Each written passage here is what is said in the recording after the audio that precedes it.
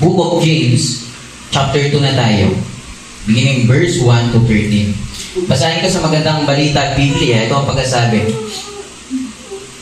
Mga kapatid ko, bilang mga mananampalataya kay Jesucristo na ating maluwalhating Panginoon, dapat maging pantay-pantay ang tingin ninyo sa lahat ng tao.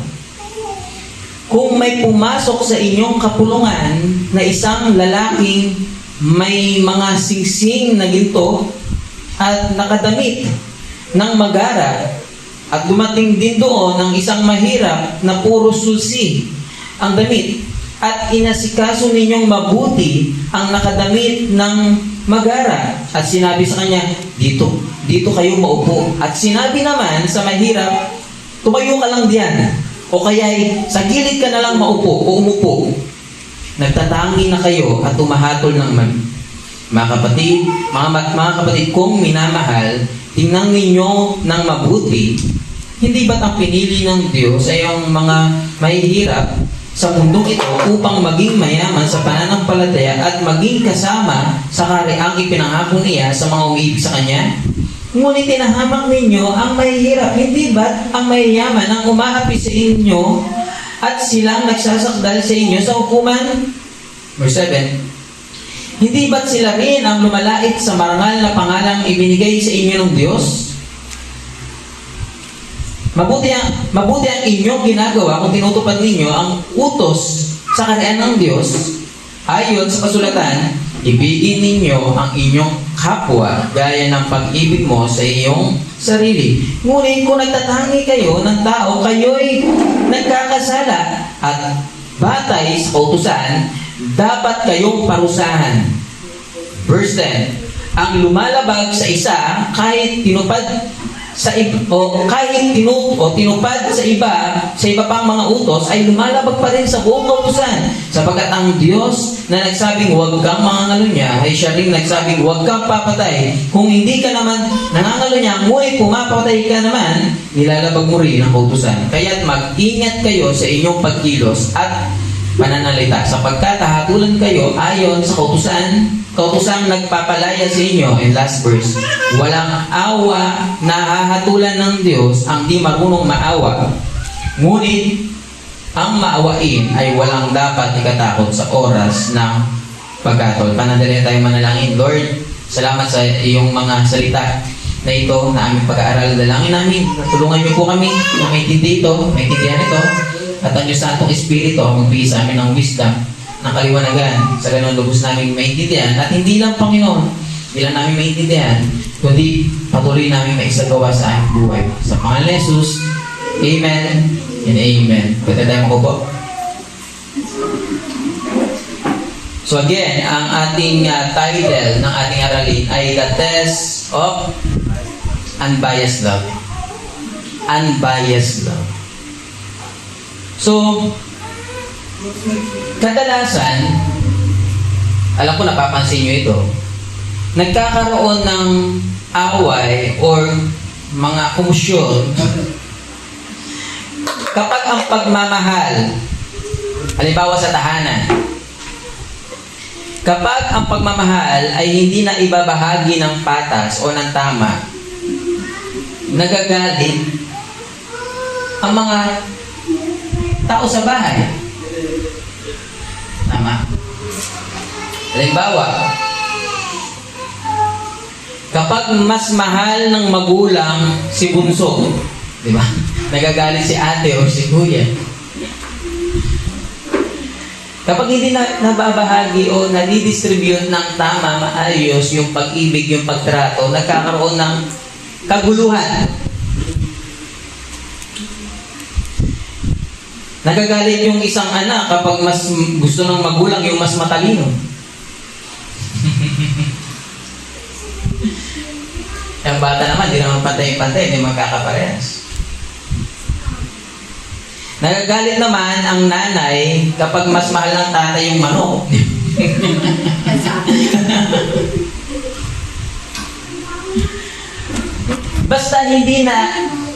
Basta hindi na ibabahagi ng tama, ng patas yung pag-ibig, nagkakaroon talaga ng problema, nagkakaroon ng kaguluhan, lalo na sa tahanan. Hindi lang sa tahanan maging sa trabaho. Kung ikaw ay nagtatrabaho, tapos may, alam naman natin, di ba? Sa mga trabaho, merong ano talaga yan merong mga magagaling sa sa may mga kapit-kapit, di ba? Nagkakaroon ng hindi patas na pagtingin. May paborito ang ating mga kaya nagtahanap buhay, may paborito si boss, may paborito rin naman si boss na apihin. May mga gano'n. Kapag ang pagtrato ay hindi tama at hindi pantay-pantay at hindi righteous, nagkakaroon ng kaguluhan. Di ba? Kaya nga ang mga empleyado kapag gano'n, nag-aaklas, di ba? Nag-uwelga, lumalaban sa kanilang mga bossing or what. Kapag hindi nababahagi ng patas, yung pagmamahal o yung pagtrato ng tama. Ganon din naman sa church, sa iglesia. Kapag ang ating pagmamahal o ating pagtrato sa ating kapwa mananampalataya hindi patas, hindi natin naluluwalhati ng tamang Panginoon. Halimbawa, kung ikaw ay college, tapos ang baba ng tingin mo sa mga high schoolers, elementary, hindi dapat ganun. Okay, dapat pantay-pantay. Minsan, ang tingin natin, wala yan. Hindi dapat ganun sa church. Dapat sa church, pantay-pantay ang ating pagtingin. At mamaya, yan yung tatalakayin natin sa ating talata.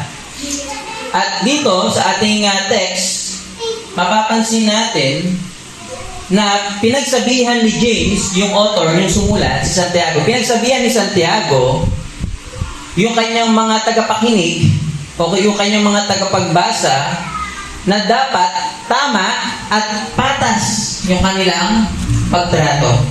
Tama at patas yung kanilang pagtrato. Kaya dito ang ating aaralin, paano ba kung bilang isang Kristiyano, paano ba dapat ako o paano ko ba dapat itrato ang aking kapwa mananampalataya sa loob ng church?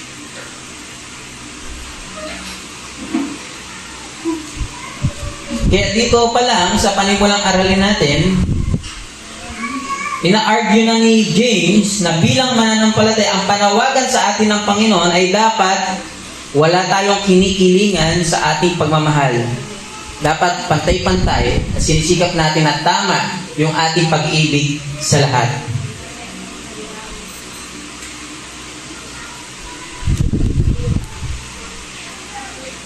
Kaya unang bagay, makikita natin dito, itong argument ni James. Christians are called to love one another with unbiased love. Christians are called to love one another with unbiased love. Makikita natin yan sa verse 1. Basahin ko verse 1 Mga kapatid ko. Siyempre, pag sinabi kapatid, mga kapatid sa pananampalataya. Bilang mga mananampalataya, o sinabi na ni James, bilang mananampalataya, kung ikaw ay mananampalataya, kung ikaw ay totoong nananalig kay Kristo, tumalikod ka sa iyong kasalanan, ikaw ay mananampalataya. Kung ikaw ay mananampalataya, ito dapat ang gagawin mo. Bilang mga mananampalataya kay Jesucristo na ating maluwalhating Panginoon, dapat maging pantay-pantay ang tingin ninyo sa lahat ng tao. Pantay-pantay ang tingin ninyo sa lahat ng tao. So again, James argued that if you are a true believers, and especially, ang konteksto na ito, sa gathering. Sa verse 2, mamaya makikita natin yun. Ang konteksto, di ba sabi dun ni James sa verse 2, kapag kayo ay nag-gather o kayo ay nagtitipon-tipon, dapat ano ang trato nyo sa isa't isa? Pantay. Yun ang dapat.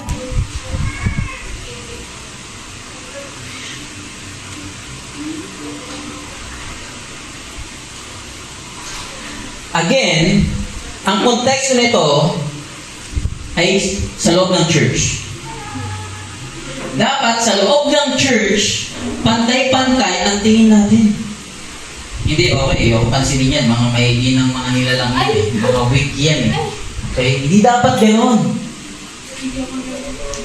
Mga mabababang uri ng nilalang yan. Sa church, hindi dapat ganon.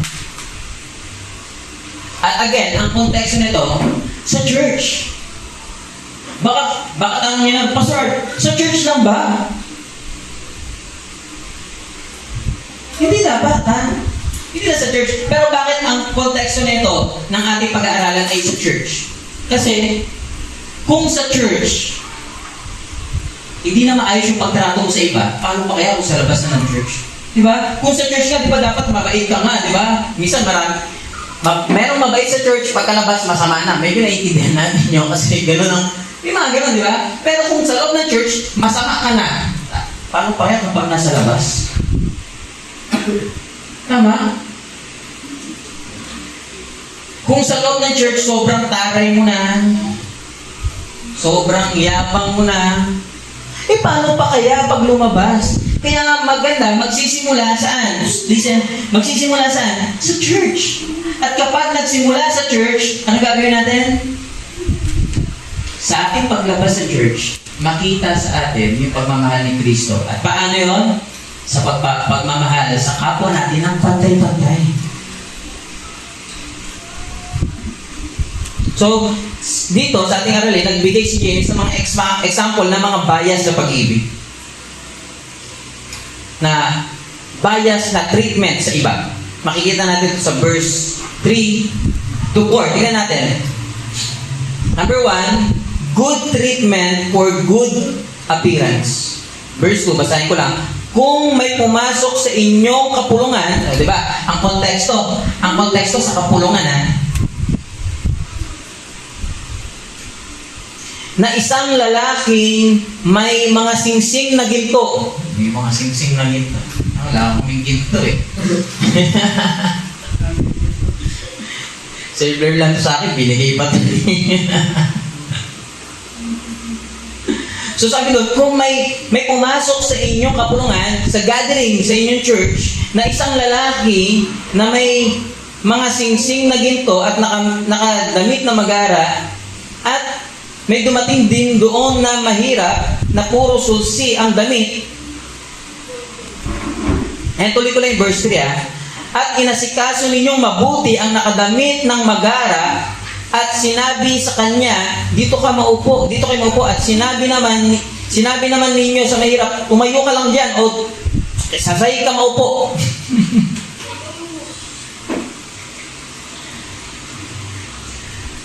Ito yung mga unbiased, mga biased lang. Kapag nakita nila yung appearance, okay, ang galing naman, mapurma. By the way, issue na to, nung first century pa lang, panahon pa lang ni James, kapag may pumasok sa kapulungan nila, sa church nila, na nakapustura, maganda yung damit. By the way, nung ancient time, nung unang panahon, madaling i-acknowledge yung mga mayayaman. Alam niyo kung paano? Yung panahon ni Jesus Christ, malalaman mo ang mga mayayaman noon kapag ang suot nila kulay purple. Or tama, lila. Lila ba tama? Yes. Lila. Pag kulay lila. Yung kanilang kasuotan. Ganun dati Alam niyo kung bakit? Kasi ang pinakamahal na pangkulay ng damit, walang iba kundi ang kulay purple, kulay lila. Kaya sobrang mahal. At tawag nila doon, purple pine linen. Yung pine linen, syempre, kung mamahalin yung pangkulay, syempre, alam namang gagamitin mong tela, mumurahin. Syempre, determinan mo ng mamahalin din. Kaya ang kulay na kasuotan na mahal ay ang kulay purple. Noon ngayon, wala lang, ordinary lang, blue corner lang kapag pero during ancient time, kapag ikaw ay nakakulay lila, purple, pumasok ka sa kapulungan, matik na yung alam nila na Yeah. Tapos may mga ginto-ginto ka pa. Dati walang plated Sa panahon natin ngayon, di ba merong mga plated, mga tubog-tubog. Pag sinabing plated, may manipis lang na balot na, or gold pa rin ba yun? Parang gold. Di ba? Parang pangkulay na lang. Pero noon, wala. Yung mga ginto nila, syempre, puro. At kapag, anong sabi? Anong sabi doon sa talata? Isa sa mga kaparaanan na nagmamahal ng bias ng isang mananampalataya sa tao, kapag nakita niya yung appearance at nakita niya na mayaman, natrato niya ng maganda. At hindi tama yun. Okay? Hindi porkit mayaman, itatrato mo na ng maganda, tapos yung mahirap, pangit na. Ano, di ba anong sabi doon? Itatrato yung mayaman, maupo ka dito ah. Ilutin-lutin pa, no? Pwede. Pag sa mahirap, umayo ka dyan. Ikaw muna umupo. Ha? Pag may mayaman pa na dumating, paupuin natin. Ikaw na mahirap ka, tayo ka lang dyan. Okay, upo ka na lang sa sahig. So, hindi tama yun. Yun ang pinunan ni James nung panahon niya. Good treatment kapag good ang appearance. And then, pangalawang bagay, high treatment for high status. Di ba same lang naman. Kapag alam nila na mataas yung estado ng isang tao, maganda rin yung kanilang pagtrato.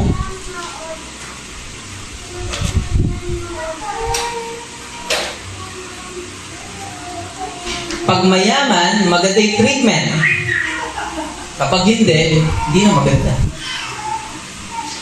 Mga kapatid, hindi dapat ganun sa church. Sa church, especially, maging dito sa atin, ang church, hindi po yan parang 5-star hotel na kapag mas marami kang pera, mas maganda yung accommodations. Hindi ganun. Sa church, dapat mayaman ka man o hindi, dapat pantay-pantay ang treatment. Kaya yun ang gusto kong ituro sa inyo. Kapag may mga bisita tayo, mayaman man o mahirap, itrato natin ang tama. Okay? Hindi tayo social club dito.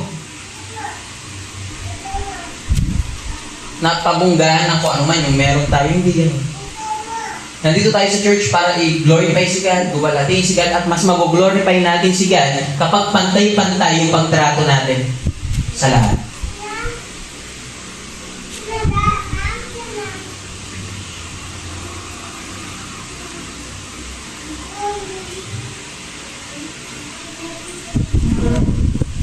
Pangatlo, treatment with benefits. Sabi doon sa verse 3, inaasikaso ninyo ng mabuti o inaasikaso ninyo mabuti ang nakadamit ng magarat. Sinabi sa kanya, dito kayo maupo, at sinabi naman ninyo sa mahirap, tumayo ka lang diyan o kaya sa sahig ka, maupo ka lang sa sahig, ka na lang sa sahig. Sabi doon. May mga tao kasi na special yung treatment nila sa iba na nakikita nilang mayaman dahil sa tingin nila meron silang mapapala sa mayaman. Parang love with benefits, di ba? Good treatment for benefits. Tinatrato nila ng maganda yung kapwa nila dahil alam nilang meron silang makukuha, mauumpot. At hindi naman nila itatrato ng tama ang mahirap dahil alam nila wala akong mapapala dyan. Di ba? Hindi dapat ganun sa church. Dapat pantay-pantay ang tingin natin. At hindi dapat tayo nagmamahal dahil kaya tayo nagmamahal dahil meron tayong pakinabang sa kanila. Hindi dapat ganun, ha? Dapat hindi tayo nagmamahal dahil meron lang tayong benepisyo sa kanila. Mahal ko to kasi meron ako, tutulungan ako nito meron ako mapapala dito. Hindi dapat ganun ang intention natin. Kung nagmahal ka at tumulong sa'yo, praise ka, di ba? Pero ang intention mo, yung pagkatingin mo pa lang, ako, meron ako dito, ano. Okay, another target, may scam ko to. Hindi dapat ganun. Okay? Sana walang scammer dito, no? Hindi dapat tayo nagmamahal na kaya lang tayo nagmamahal dahil meron tayong mapapala sa kanila. Di ba ganun ang kadalasan? Okay, trato mo ng maganda to ha. Trato ng maayos to. Bakit? Meron tayong mapapala dyan. Papautangin tayo niya. Hindi dapat ganon. Bantay-bantay dapat ang tingin natin sa bawat isa. Meron man tayo, kung tutulungan na tayo, hindi. Okay lang. Di ba? At least, nag-glorify natin sino? Si God. Kaya dapat hindi tayo magmamahal with benefits. Hindi dapat ganun ha. May kilala ba kayong ganun? O ikaw ganun? Repent. Okay? And then pang-apat, bad treatment for the poor. Sabi doon, verse 3, inaasikasin ninyong mabuti ang nakadamit ng mag-aral. Sinabi sa kanya, dito kayo maupo. At sinabi naman ninyo sa mahirap, tumayo ka lang diyan o kaya sasahi ka lang maupo. Verse 4, sabi doon, nagtatangi na kayo at umahatol ng mali. Kapag mahirap, pangit yung trato. Kapag maganda o mayaman, maganda yung trato. Hindi dapat yan na. Maging sa appearance, okay? Huwag na, itamay na natin. Itamay na natin. Pati appearance. Kasi di ba minsan kapag maganda, kapag cute, okay, pag hindi ka ganda,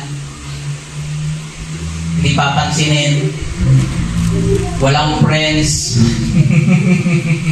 walang nagmama, hindi dapat yun. Hindi dapat tayo bumabasa saan? Itsura, sa appearance, sa kayamanan, dapat pantay-pantay. Okay? Yung ating pagmamahal. Mahirap man, mayaman man. Okay? Dapat ibahagi natin ng tama yung ating pagmamahal. At grabe naman yun, di ba? Kapag mahirap mamaltratuhin, no? Pag mahirap ka, at naging problema nila yun sa church. Hindi, by the way, hindi sinabi ko sa church, hindi sinabi ni Jesus sa church. Kasi pag sinabi niya ako sa church yun, wala magsisimba doon.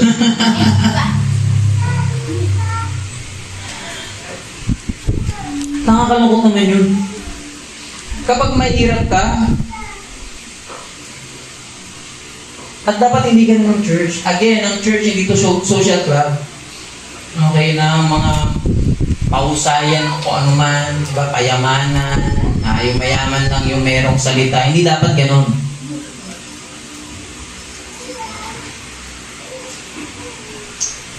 And then, pang-lima, ito yung mga bias love. Pang-lima, they treat blindly. Sabi ng verse 6, hinahamak ninyo ang mahihirap. Hindi ba't ang mayayaman ang umaapi sa inyo at sila ang nagsasakdal sa inyo sa hukuman? Hindi ba't sila rin ang lumalait sa marangal na pangalang ibinigay sa inyo ng Diyos? So ano sabi dito? Ano ibig sabihin ng talatang ito? They treat blindly. Alam niyo bakit? Mahirap din sila. Pero ang inaapi nila mahirap din. Pero din yun. Pero ang mga mayayaman, during their time, yun pa ang nagsasakdal sa kanila. Ang nag-aakusa sa kanila, ang nang-aapi sa kanila, mga mayayaman. Tapos pagdating sa church, ang mga mayayaman pang special treatment, ang mga mahirap, na kapwa nila mahirap, inaapi. Hindi ba, kabangbangan yun? Yung kapwa mo mahirap, hindi mo tutulungan. Tapos yung mga mayaman na umaapi sa'yo, yung pang special treatment na ginagawa mo. Hindi dapat yan. Pero gusto ko lang i-emphasize hindi dapat tayo pro-rich, hindi rin dapat tayo pro-poor. Ibig sabihin, kasi baka ang mangyari, kahit tagilid na ang mahirap, kakampihan pa din. Hindi dapat, mali naman yun. Okay? Minsan kahit mali na ang mahirap, dahil mahirap siya kakampihan. Hindi tama yun. Hindi naman tayo gano'n. Hindi naman natin na-advocate yung gano'n. Na kapag mahirap, tama ka o sa hindi, kakampihan kita. Itatrato kita. Hindi gano'n. Mali din yun. Pero ang tinutukoy natin dito, mayaman man o mahirap, ano sabi ni James, itrato natin ng pantay-pantay, itrato natin ng tama. At ang nakakalungkot, di ba tayo ang mahirap?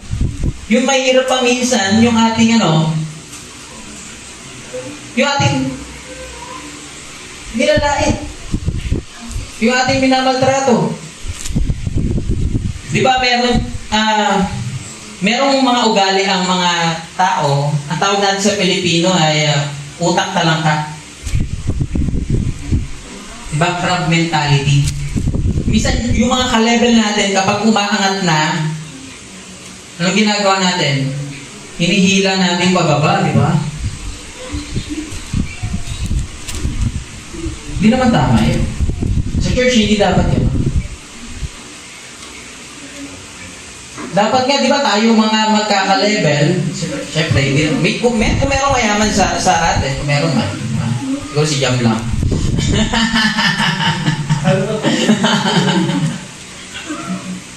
Kami, mayaman lang kami sa utang eh. O gusto nyo, namimigay kami ng utang. Hindi rin. So, dapat hindi tayo gano'n. Yung kapwa natin na mahirap, kapag alam natin inaapi at nasa tama siya, tulungan dapat natin. Hindi porket na, di ba, mayaman, hindi naman lagi ang mayaman nasa katwiran. Ang problema na kasi sa mayaman sila. Di ba? Kahit saang bansa ka pumunta, kapag mayaman ka, pagdating sa justice, may say ka. Mas lalo na din sa Pilipinas, na mahirap na bansa. Kaya hindi dapat tayo gano'n. And then, pangalawang bagay, how to love unbiasedly. Ngayon, paano ako magmamahal ng patas?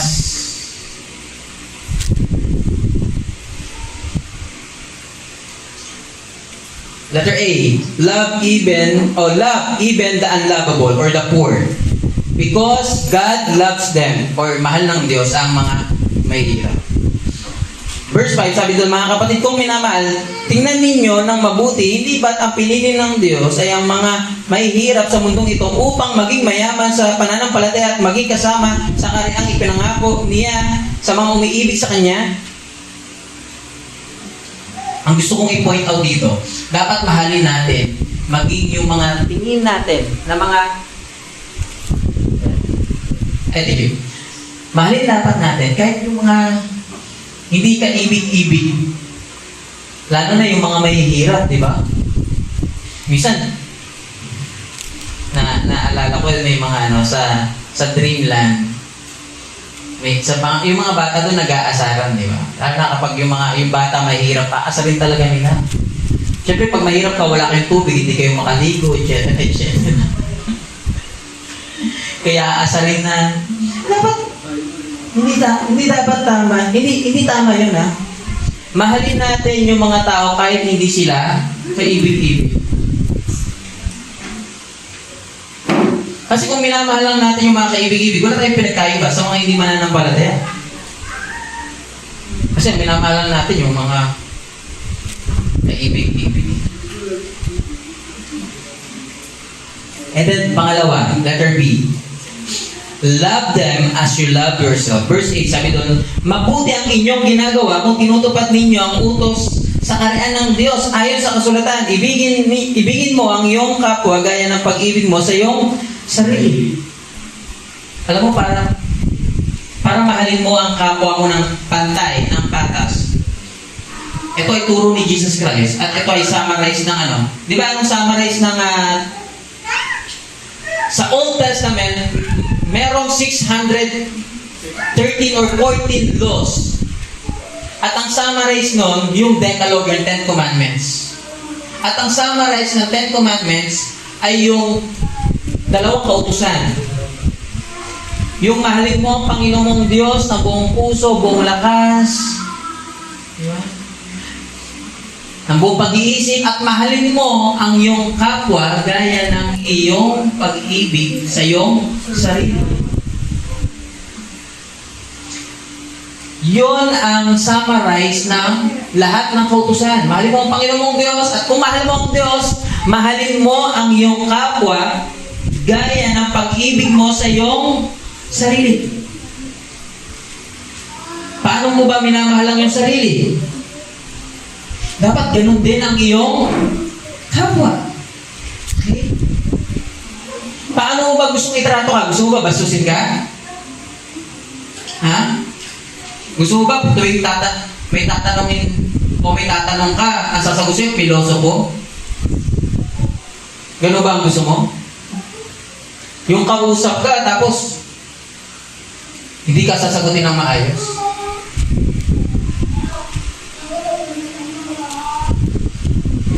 Dapat ang trato natin sa lahat, pantay-pantay. At the same time, paano natin sila itrato ng pantay-pantay? Mahalin mo sila gaya ng pag-ibig mo sa iyong sarili. Kung gaano mo kalab ang iyong sarili, gano'n mo rin dapat minamahal ang iyong kapwa. Kung gusto mong galangin ka, galangin mo rin yung kapwa mo.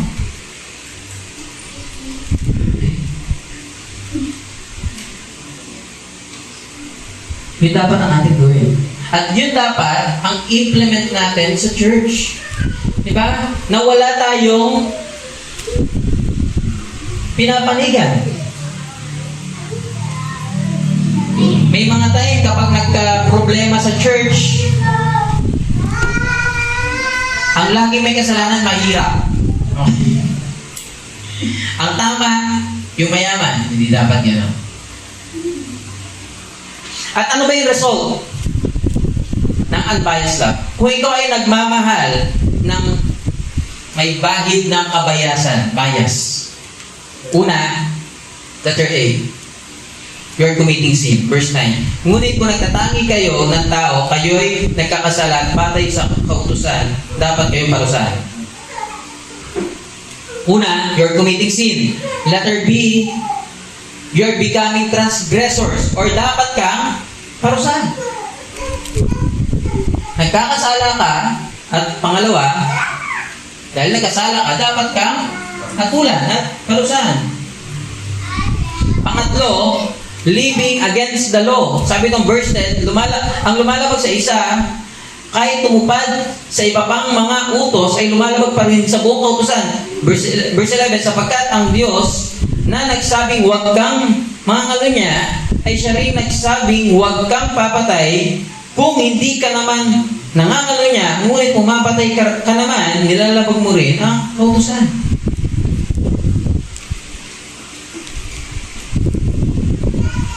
Kaya, lumalabag tayo sa kautusan ng Diyos kapag tayo ay nagtatangi sa ating kapwa. And then, ito ang nakakalungkot. Letter D. We will be judged by God. Verse 12 to 13.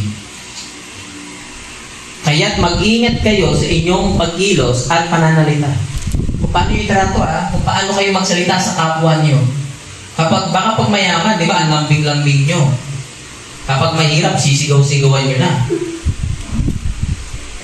Wala kang karapatan dito. Kapag mahirap, hindi dapat gano'n sa church. At gawin natin yon dito sa church at dapat makita rin sa atin kahit sa labas na tayo ng church. Uhusgahan tayo ng Diyos kapag gano'n at i-judge tayo at paparusahan tayo ng Diyos kapag gano'n ang treatment natin. Sabi doon, sapagkat nahatulan kayo ayon sa kautusang nagpapalaya sa inyo. In verse 13, walang awa na hatulan ng Diyos ang di marunong maawa. Ngunit ang maawain ay walang dapat ikatakot sa oras ng pagkatod. And then, ito naman, yung result ng unbiased love. Kung ikaw naman ay nagmamahal ng tama, ito ang result. You will receive mercy. Verse 13. Sabi doon, ngunit ang maawain ay walang dapat ikatakot sa oras ng pagkatod. Wala tayong dapat ikatakot kapag tayo ay nagtatrato ng tama sa ating kapwa. At kakaawaan tayo ng Diyos kapag tama at nararapat ang pagtrato natin sa ating kapwa mananampalataya. And sa ating pagtatapos, as a genuine Christian, bilang isang totoong Kristiyano, God command us to love one another without partially, and if we do so, there is no worry for us on judgment day. Bilang isang mananampalataya, dapat mahalin natin ang bawat isa without partiality.